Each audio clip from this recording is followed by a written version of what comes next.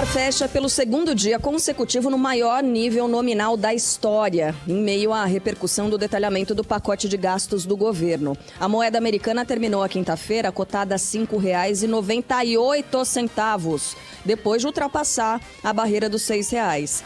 Principal índice da Bolsa de Valores de São Paulo teve forte queda, com o pregão de ontem registrando 2,4% de baixa. Enquanto isso, em Brasília, o governo busca apoio no Congresso para aprovar o pacote de corte de gastos até o fim do ano. Será que dá, João Pedro Melo? Será que é prazo suficiente para essa aprovação? Bom dia para você, JP.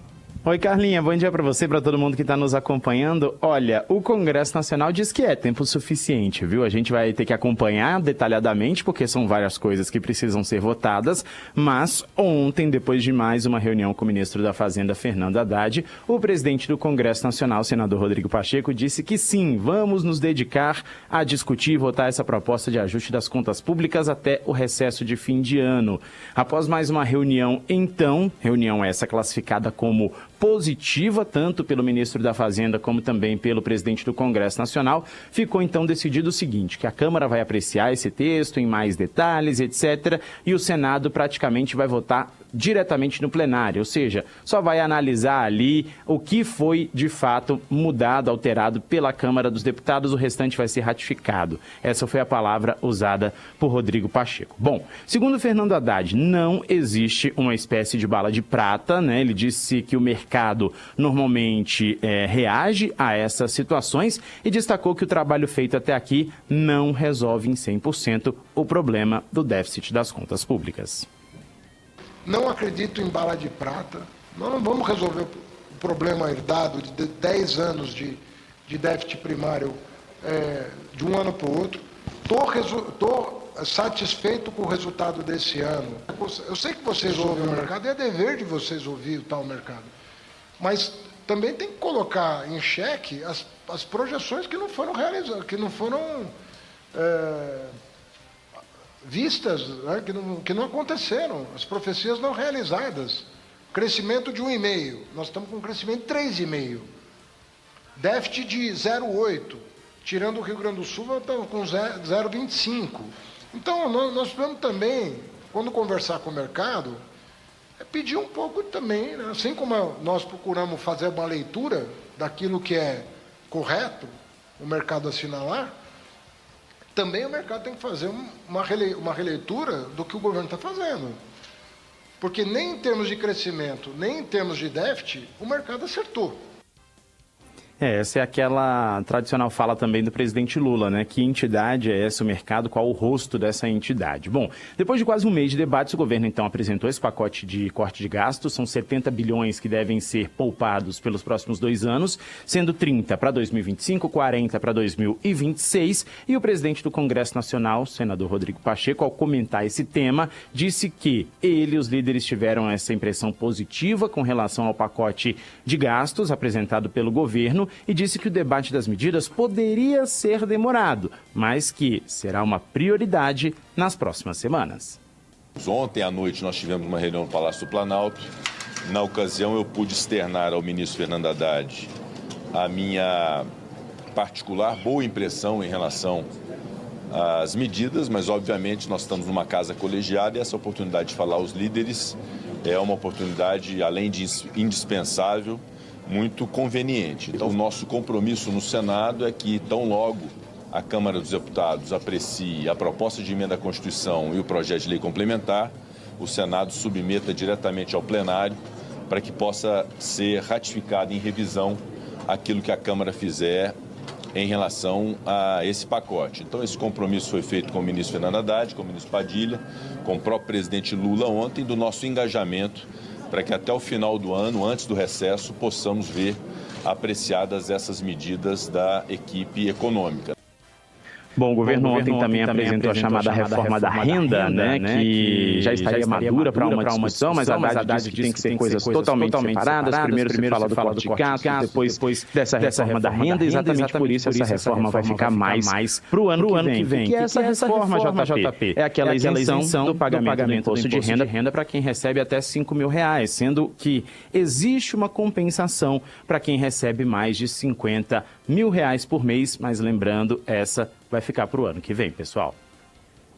Pois é, para o ano que vem, essas duas, as principais medidas que foram anunciadas naquela transmissão do ministro pela TV, né, em cadeia de rádio e televisão, que é a isenção do imposto de renda para quem ganha até 5 mil e também o aumento ali de alguns impostos para quem ganha mais de R$50 mil por mês. Agora, JP, são coisas diferentes. Ontem o ministro disse, né, nessa entrevista, que a gente tem isso relacionado à tributação de um lado e do outro lado o respeito ao arcabouço fiscal, que inclui, enfim, aquela limitação do aumento do salário mínimo, né, de 0,6% até 2,5%. E também, JP, a gente teve algumas medidas relacionadas à carreira dos militares e à aposentadoria dos militares que vão para a reserva. Teve algum tipo de repercussão nesse sentido? Algum militar veio a público para falar sobre isso? Ou, por enquanto, ainda não? A gente está muito nessa repercussão ainda do andamento, né, desse anúncio no Congresso Nacional. Exatamente. No lado dos militares, a gente ainda não teve a repercussão que veio. Foi, inclusive, antes da divulgação do pacote, que o próprio ministro da Defesa disse, né, que os militares iam fazer um esforço muito grande em prol de um tema maior, que seria o equilíbrio das contas públicas. Mas, de fato, a gente teve essa alteração na pensão dos militares, né? O fim da morte fictícia, que ontem o Megali até comentava, equiparação do militar excluído ou expulso com os casos de morte, né? Ou seja, pensão de viúva de marido vivo, né? E não há mais a transferência de pensão para parentes de segunda ordem. Ou seja, os pais não vão receber essa pensão, assim como primos, entre outros que recebiam, né?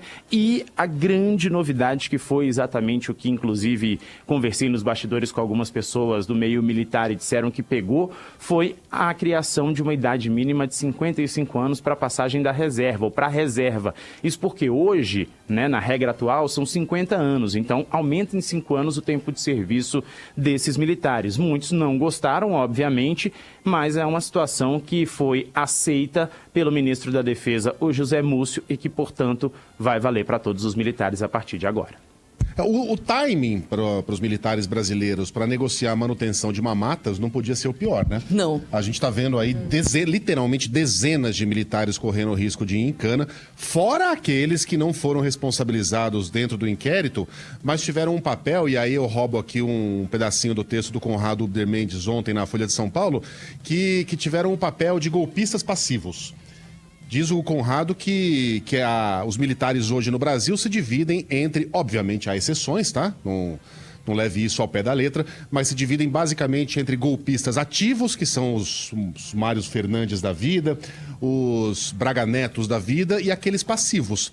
Aqueles que podem não ter tido um papel ativo no que aconteceu no Brasil, mas permitiram que aqueles acampamentos fossem montados, permitiram que aqueles caras pedissem intervenção militar, fizeram que não viram que no dia da diplomação Brasília foi depredada, meio que deram de ombros, que quase explodiram o aeroporto da capital federal no dia 24 de dezembro, e meio que foram levando a vida, tocando para ver onde é que isso ia dar. E aí, na hora em que se aproximaram do abismo, o abismo olhou para eles e falou: aqui não. E deram um passinho para trás. Recusaram as propostas golpistas, mas não fizeram prática, não denunciaram o presidente. Né? Não denunciaram. Ninguém veio a público dizer: olha, há um presidente da República, um chefe do executivo, conspirando contra a nação, planejando aqui um golpe de Estado. Então, a moral que esses caras deveriam ter nesse instante diante do país para negociar essas mamatinhas, essa morte ficta, isso é uma aberração, né? É morte ficta. A raiz é a mesma de ficção, né? É uma morte de mentirinha. O cara vai lá, conspira, um golpista, um safado, um pilantra, pode até ir preso. O Congresso vai lá, coloca o cara reformado e, como não vai ficar pagando salário para ele, finge-se que ele morreu. Para nós ele morreu, mas ele tá vivo. E paga o soldo integral para a esposa do cara. Daí que surge a expressão viúva de maridos vivos. Então esse é o momento do Brasil ter coragem de aproveitar esse momento para acabar com essas mamatas absurdas, essas pensões inacreditáveis para filhas de militares, para esposas. A idade mínima para se aposentar, 55 anos. 55 anos. É um outro Brasil, né? É um Brasil paralelo esse, né? Isso, não são eles que têm histórico de atleta? Cadê? Esses cavalões aí de 55 anos, fortões, barriga trincada, aposentado. Não, para mim a regra é essa. Para o brasileiro, a gente negocia parte, 65 anos, vamos ver como é que faz. Para eles, o mundo funciona de outro jeito. Funciona num outro compasso, num outro diapasão. Esse é o momento do Brasil ter coragem de rever essas mamatinhas. Melhor momento não há. Talvez seja o último.